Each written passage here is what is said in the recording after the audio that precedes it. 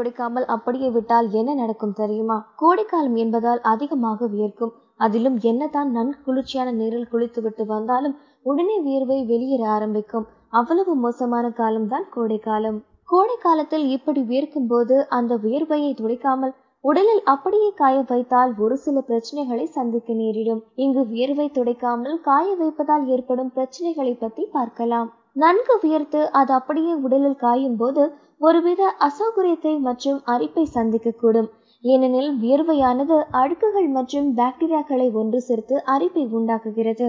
வியர்வை உடலில் காயும் போது அது ஆரம்பத்தில் அரிப்பை உண்டாக்கும். அந்த அரிப்பு அப்படியே நீடிக்கும் போது அது பயங்கரமான தடிப்புகளை ஏற்படுத்தும். பெரும்பாலும் இம்மாதிரியான நிலை உடலில் மடிப்புகள் உள்ள பகுதிகளில் தான் ஏற்படும். அதிகமாக வியர்வை வெளியேறும் போது நம்மில் பலரும் ஃபேனுக்கு கீழே அமர்ந்து வியர்வையை உலர்த்துவோம். ஆனால் இப்படி செய்யும் முன் மீண்டும் யோசித்துக் கொள்ளுங்கள். ஏனெனில் இந்த செயலால் உடுத்திய ஆடையில் வியர்வை காயும் போது அது நாள் முழுவதும் நம்மீது துர்நாற்றத்தை ஏற்படுத்தும். வியர்வை அதிகம் வெளியேறி அது அப்படி உடலில் காயும் போது சருமத்தில் ஒருவித பிசுபிசுப்பு தன்மை ஏற்படுத்தும். அதோடு மிகுந்த அசௌகரியத்தையும் உணர வைக்கும். வியர்வை அளவுக்கு அதிகமாக வெளியேறும் போது வியர்க்குரு வர ஆரம்பிக்கும். இதற்கு காரணம் வியர்வை உடலில் அப்படியே காயும் போது அது சருமத்தில் உள்ள பாக்டீரியாக்களை உறிஞ்சி வியர்க்குருவை உண்டாக்கும். எங்களது வீடியோ பதிவுகள் உங்களுக்கு பிடித்திருந்தால் எங்கள் சேனலை சப்ஸ்கிரைப் செய்ய மறக்காதீர்கள்.